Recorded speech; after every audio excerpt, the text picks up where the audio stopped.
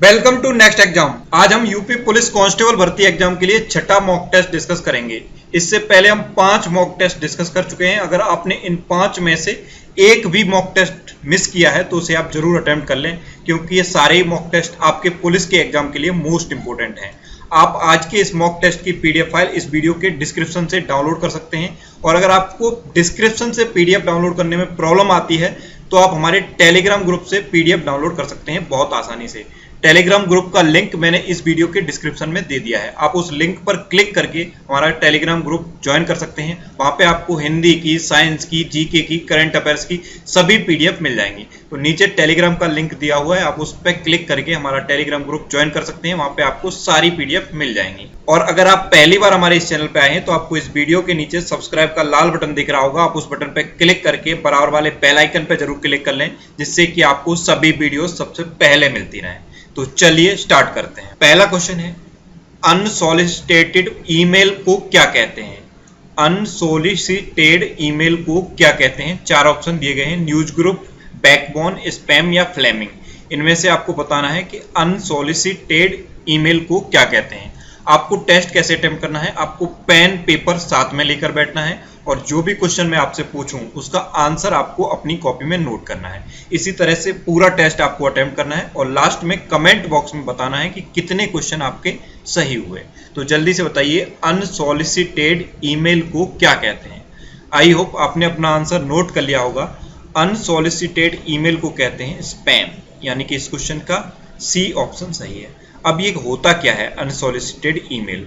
जैसे कई बार सिस्टम में एक साथ बहुत सारे मेल आ जाते हैं, वो एक तरह का वायरस होता है, स्पैम होता है। तो जो बहुत सारे एक साथ मेल भेज दिए जाते हैं तो उसे हम बोलते हैं अनसॉलिसिटेड ईमेल, और इसको क्या कहते हैं? स्पैम कहते हैं। टेक्निकल लैंग्वेज में इसे स्पैम कहते हैं। नेक्स्ट क्वेश्चन है, नोबेल पुरस्कार प्राप्त करने वाले पहले भारतीय कौन थे? ये मोस्ट इंपोर्टेंट क्वेश्चन है। नोबेल पुरस्कार प्राप्त करने वाले पहले भारतीय कौन थे? 4 ऑप्शन दिए गए हैं, रविन्द्रनाथ टैगोर, अमर्त्य सेन, महात्मा गांधी या इनमें से कोई नहीं। तो जल्दी से बताइए आपके अकॉर्डिंग कौन सा आंसर सही है। आई होप आपने अपना आंसर नोट कर लिया होगा।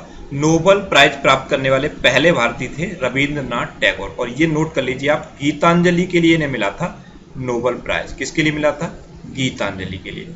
अब इस बार के नोबेल से भी आपसे क्वेश्चन पूछा जा सकता है, क्योंकि करंट अफेयर्स में इस बार के नोबेल से आपसे क्वेश्चन पूछा जा सकता है। सबसे इंपॉर्टेंट है कि इस बार का शांति का नोबेल प्राइज किसे मिला।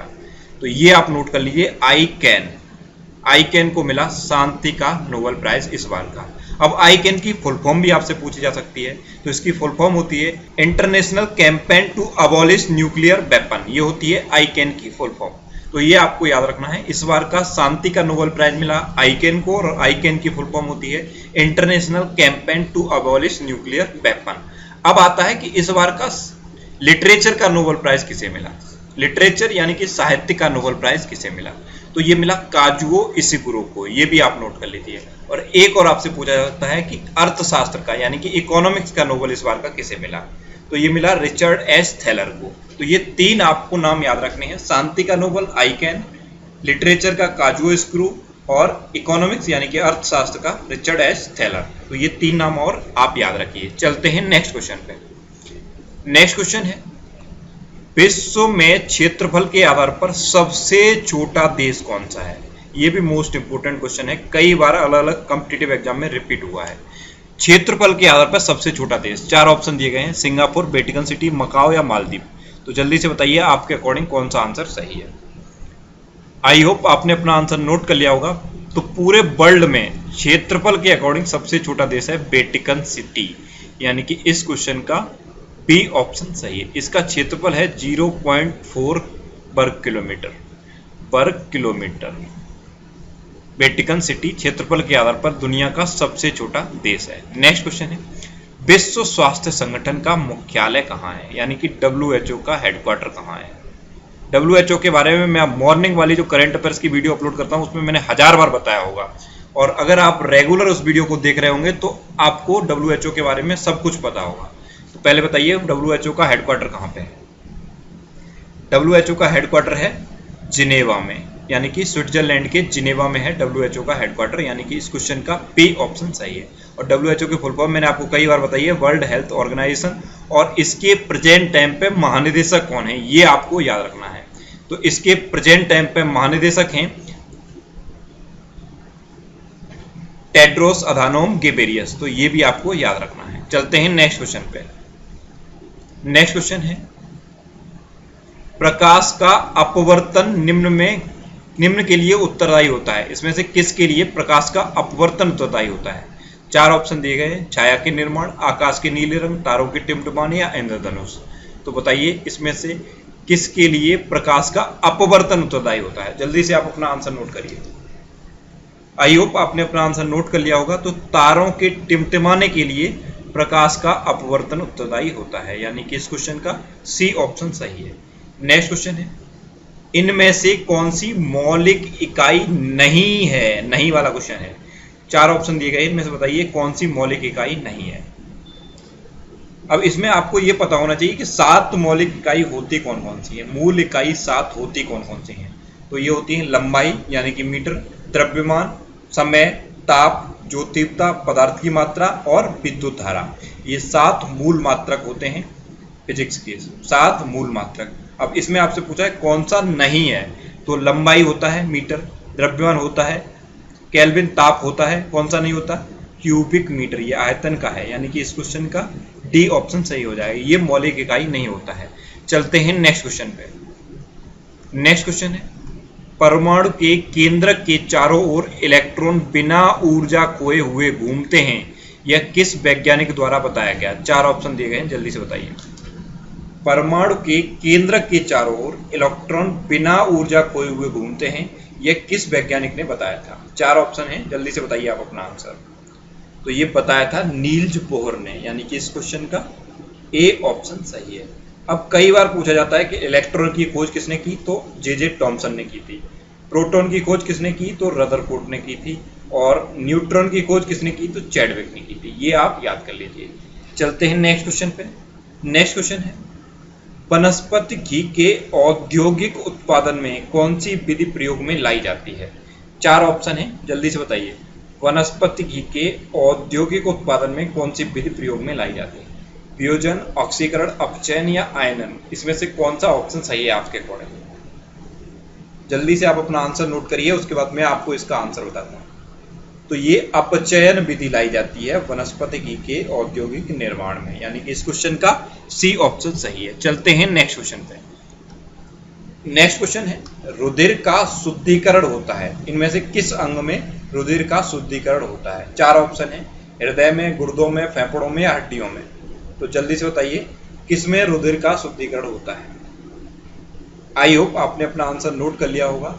गुर्दों में होता है रुधिर का शुद्धिकरण, यानी कि इस क्वेश्चन का बी ऑप्शन सही है। नेक्स्ट क्वेश्चन है 2 अंकों की संख्या अपने अंकों के योग की 4 गुनी तथा अपने अंकों के गुणनफल की 2 गुनी है, तो वह संख्या क्या है?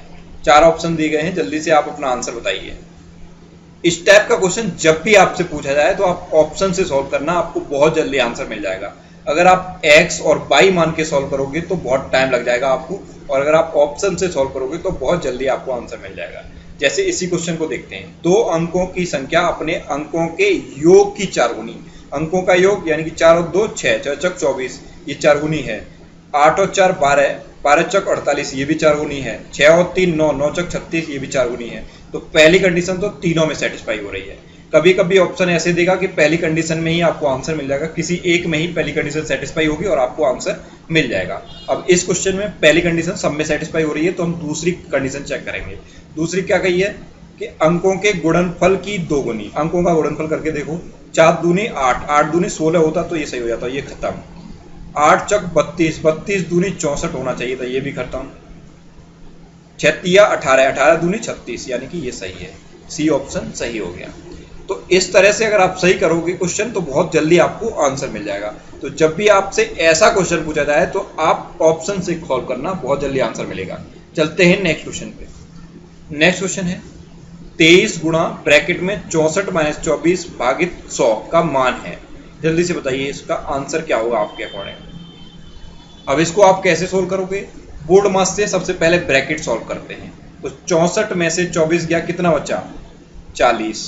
कितना बचा? 64 में से 24 गया, कितना बचा? 4 में से 4 गया 0, 6 में से 2 गया 4, 40। अब ये कितना हो गया? 23 गुणा 40 डिवाइडेड बाई 100, ये हो गया। अब इसको आप सॉल्व कर लीजिए, आपको आंसर मिल जाएगा। 4 तिया 12, 4 दूनी 8 और 1 9, 92/10। तो कितना हो गया? 9.2, यानी कि इस क्वेश्चन का बी ऑप्शन सही हो गया। इसको बोर्ड मास से सॉल्व करना, थोड़ा सा भी दिमाग अगर इधर उधर किया आपने क्वेश्चन गलत हो जाएगा। बहुत इजी क्वेश्चन होते हैं, लेकिन बोर्ड मास से सॉल्व करना, बहुत जल्दी आंसर मिलेगा। नेक्स्ट क्वेश्चन है 12.1 डिवाइडेड बाई 19.8 बराबर है, जल्दी से बताइए। 12.1 डिवाइडेड बाई 19.8 किसके बराबर है? तो ये 0 से तो 0 गया। अब आप देख रहे होंगे 121 क्या होता है? 11 गुणा 11। और 198 क्या होता है? 11 गुणा 18। तो 11 से 11 कटा, कितना बचा? 11/18। आंसर मिल गया, ए ऑप्शन सही है। चलते हैं नेक्स्ट क्वेश्चन पर। नेक्स्ट क्वेश्चन है 3p, 6p एंड 9p का एलसीएम क्या है? लघुत्तम समावर्तक क्या है? 4 ऑप्शन दिए गए हैं, जल्दी से बताइए। तो पहले इसमें क्या करेंगे? p तो आप कॉमन निकाल लीजिए। अब 3, 6, 9 का एलसीएम कितना होता है? 18। तो कितना हो गया? 18p, यानी कि इस क्वेश्चन का सी ऑप्शन सही हो गया। नेक्स्ट क्वेश्चन है एक पिता अपने पुत्र से 4 गुना बड़ा है। पिता पुत्र से 4 गुना बड़ा है। 4 वर्ष बाद उनकी आयु का योग 43 वर्ष होगा। 4 वर्ष बाद दोनों की अगर आयु ऐड करोगे आप तो 43 प्राप्त होगा। तो पुत्र और पिता की उम्र क्रमशः क्या है? क्रमशः में पहले पुत्र की और फिर पिता की लिखनी है। कई बार इसी में आंसर गलत हो जाता है, उल्टा देख लेते हैं। तो इसको सॉल्व करिए, उसके बाद मैं आपको इसका आंसर बताता हूँ। एक पिता अपने पुत्र से 4 गुना बड़ा है। 4 गुना बड़ा है, तो अगर पुत्र x है तो पिता 4x है। क्या है? पुत्र अगर x है तो पिता 4x है। और 4 वर्ष बाद, 4 वर्ष बाद यानी कि x + 4 और प्लस दोनों की आयु कितनी है? 43। 4x + 4 कितना है? 43। तो ये कंडीशन आ गई। अब इसको ऐड कर लो आप। 4x और x 5x और 4 और 4 8 और इधर 43। तो 5x = 43 - 8। 43 - 8 कितना हो गया? 13 में से 8 गया 5 और 35। 5x = 35। तो x = कितना आ जाएगा? 7। x क्या माना था हमने? पुत्र। तो पुत्र कितना हो गया? 7। पिता कितना है? 4 गुना बड़ा है। तो 7 चौक 28। तो 7 और 28, यानी कि इस क्वेश्चन का सी ऑप्शन सही हो जाएगा। तो उम्र वाले क्वेश्चन इसी तरह आपको सॉल्व करने हैं। जैसा क्वेश्चन मैं आपसे कहता जाए वैसा आप करते जाइए, आपको आंसर मिल जाएगा। चलते हैं नेक्स्ट क्वेश्चन पे। नेक्स्ट क्वेश्चन है a, b के उत्तर में है। अब कॉमा से यहाँ पे क्वेश्चन बहुत दिमाग से सॉल्व करना है। a b के उत्तर में है। a क्या है? b के उत्तर में है। अब देखो ये क्या होता है? ये होता है पूरब, ये होता है पश्चिम, ये होता है उत्तर, ये होता है दक्षिण। ठीक है, अब सॉल्व करो। a b के उत्तर में है। सपोज ये b है, तो ये कहाँ है? a कहाँ पे है? ये रहा a। अगर ये b है तो ये a है। अब क्या कह रहा है? जबकि c b के पश्चिम में है। c कहाँ पे है? b के पश्चिम में। तो ये रहा c। अब c के संदर्भ में a की दिशा क्या है? c के संदर्भ में, इसके रेस्पेक्ट में बतानी है। तो यहाँ पे पूर्व पश्चिम उत्तर दक्षिण कर लो। c के संदर्भ में निकालना है तो c पे पूर्व पश्चिम कर लो। तो ये क्या है? यहाँ पे c के लिए यहाँ पे पूरब है, यहाँ पश्चिम है, यहाँ उत्तर है और यहाँ दक्षिण है c के लिए। तो ये a यहाँ पे है, c के अकॉर्डिंग यहाँ पे है। तो ये क्या हो जाएगा? उत्तर पूरब। c के संदर्भ में a कहाँ पे हो जाएगा? उत्तर पूर्व में। अब कहाँ पे है उत्तर पूर्व? a ऑप्शन सही हो गया। तो दिशा वाले क्वेश्चन में पहले आप पूर्व पश्चिम उत्तर दक्षिण लिख लो और जैसा बोलता जाए वैसा करते जाओ, आपको आंसर मिल जाएगा। नेक्स्ट क्वेश्चन है NAAC संबंधित है। मोस्ट इंपोर्टेंट है, बहुत पूछा जाता है ये। NAAC किससे संबंधित है? 4 ऑप्शन दिए गए हैं। पहले आप अपना आंसर बताइए, उसके बाद मैं आपको इसका आंसर बताऊंगा। NAAC की सबसे पहले तो फुल फॉर्म आपको पता होनी चाहिए। कई बार तो इसकी फुल फॉर्म ही पूछ ली है। National assessment and accreditation council, ये होती है NAAC की फुल फॉर्म। इसे आप नोट करिए, अभी नोट कर लीजिए। NAAC की फुल फॉर्म होती है national assessment and accreditation council, और ये शिक्षण संस्थाओं के श्रेणीकरण से संबंधित होता है। यानी कि इस क्वेश्चन का बी ऑप्शन सही है। चलते हैं नेक्स्ट क्वेश्चन पे। नेक्स्ट क्वेश्चन है अखबार, प्रेस। फिर अखबार जैसे प्रेस से संबंधित है तो कपड़ा किससे संबंधित होगा? तो प्रेस में क्या होता है? अखबार की छपाई। तो कपड़ा कहाँ बनता है? मिल में। तो इसका सी ऑप्शन सही हो जाएगा। यानी कि इस क्वेश्चन का सी ऑप्शन सही है। अब इसमें संबंध देखना होता है, अखबार और प्रेस का कैसा संबंध है, वैसा ही आप कपड़े का बना लीजिए। अखबार कहाँ बनता है? प्रेस में। तो कपड़ा कहाँ बनेगा? मिल में। तो सी ऑप्शन सही हो जाएगा। नेक्स्ट क्वेश्चन है निम्न में अगली संख्या ज्ञात करिए। इस टाइप का क्वेश्चन आपसे पूछा जाएगा 100%, अगली संख्या ज्ञात करने वाला। एक आपको दे देगा, उसमें बस आपको पैटर्न पहचानना होगा। जैसे यही मैंने आपसे पूछा है, इसमें बताइए अगली संख्या क्या होगी। अपना आंसर बताइए, उसके बाद मैं आपको आंसर बताता हूँ। इसमें बस आपको पैटर्न देखना होता है। कभी एक का गुणा करके देगा, कभी वर्ग करके जोड़ देगा, कभी वर्ग करके घटा देगा, कभी घन करके घटा देगा, कभी घन करके जोड़ देगा। इस टाइप का पैटर्न होता है, पैटर्न छिपा होता है, आपको पैटर्न पहचानना होता है बस। अब इसी में आप देख लीजिए, इसमें 0,7, 26, 63, इसमें पैटर्न क्या है? इसमें है 1 का क्यूब माइनस 1, फिर 2 का क्यूब माइनस 1, फिर 3 का क्यूब माइनस 1, फिर 4 का क्यूब माइनस 1। ये पैटर्न है। 1 का क्यूब माइनस 1 0, 2 का क्यूब माइनस 1 यानी कि 8 माइनस 1 7, 3 का क्यूब 27 माइनस 1 26, 4 का क्यूब 64 माइनस 1 63। तो अगला क्या आएगा? 5 का क्यूब कितना होता है? 125 माइनस 1, तो कितना हो जाएगा? 124। तो ये था इसमें पैटर्न, क्यूब माइनस 1 था। तो इस क्वेश्चन का सी ऑप्शन सही है। इस टाइप का क्वेश्चन आपसे पूछा जाएगा, इसकी प्रैक्टिस कर लीजिए आप। कम से कम 100 से 200 क्वेश्चन इस टाइप के आप सॉल्व कर लीजिए, फिर आपको कोई भी प्रॉब्लम नहीं होगी, आप बहुत आसानी से आंसर बता देंगे। चलते हैं नेक्स्ट क्वेश्चन पे। नेक्स्ट क्वेश्चन है प्रेम सरोवर किसकी रचना है? जल्दी से बताइए, प्रेम सरोवर किसकी रचना है? 4 ऑप्शन दिए गए हैं, धर्मवीर भारती, भारतेंदु हरिश्चंद्र, महादेवी वर्मा या जयशंकर प्रसाद। तो हिंदी की जो मैंने आपको 4 वीडियो दी हैं हिंदी साहित्य के, उसमें आपको बताया है प्रेम सरोवर, और मोस्ट इंपोर्टेंट है प्रेम सरोवर, प्रेम प्रलाप, प्रेम तरंग, प्रेम फुलवारी। ये मैंने आपको बताई थी, मोस्ट इंपोर्टेंट है। और ये जितनी भी मैंने आपको बोली हैं ये सभी भारतेंदु हरिश्चंद्र की हैं। तो प्रेम सरोवर कितनी है, किसकी है? भारतेंदु हरिश्चंद्र की। यानी कि इस क्वेश्चन का बी ऑप्शन सही हो जाएगा।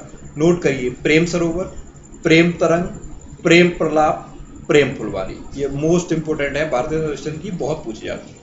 नेक्स्ट क्वेश्चन है उत्कर्ष का विलोम क्या होता है? 4 ऑप्शन दिए गए हैं, जल्दी से आप अपना आंसर बताइए। उत्कर्ष का विलोम क्या होता है? आई होप आपने अपना आंसर नोट किया होगा। उत्कर्ष का विलोम होता है अपकर्ष। यानी कि इस क्वेश्चन का डी ऑप्शन सही है। चलते हैं नेक्स्ट क्वेश्चन पे। नेक्स्ट क्वेश्चन है तुरंग किसका पर्यायवाची है? तुरंग। 4 ऑप्शन दिए गए हैं, जल्दी से आप अपना आंसर बताइए। आई होप आपने अपना आंसर नोट किया होगा। तुरंग होता है घोड़े का पर्यायवाची। अब इसमें घोड़ा नहीं दिया है ऑप्शन में, तो घोड़े का ही उसने एक और पर्यायवाची यहाँ पे दे दिया है, बाज। तो यानी कि बी ऑप्शन सही है। अश्व, घोड़ा, घोटक, तुरंग, बाज, ये घोड़े के पर्यायवाची होते हैं, ये आप याद रखिए। अश्व, घोड़ा, घोटक, तुरंग और बाज। नेक्स्ट क्वेश्चन है कलम तोड़ना मुहावरे का क्या अर्थ है? 4 ऑप्शन दिए गए हैं, सही लिखना, अच्छा लिखना, ज्यादा लिखना या बेकार लिखना। बहुत गलत होता है, ये मोस्ट इंपोर्टेंट मुहावरा है कलम तोड़ना। जल्दी से आप अपना आंसर बताइए।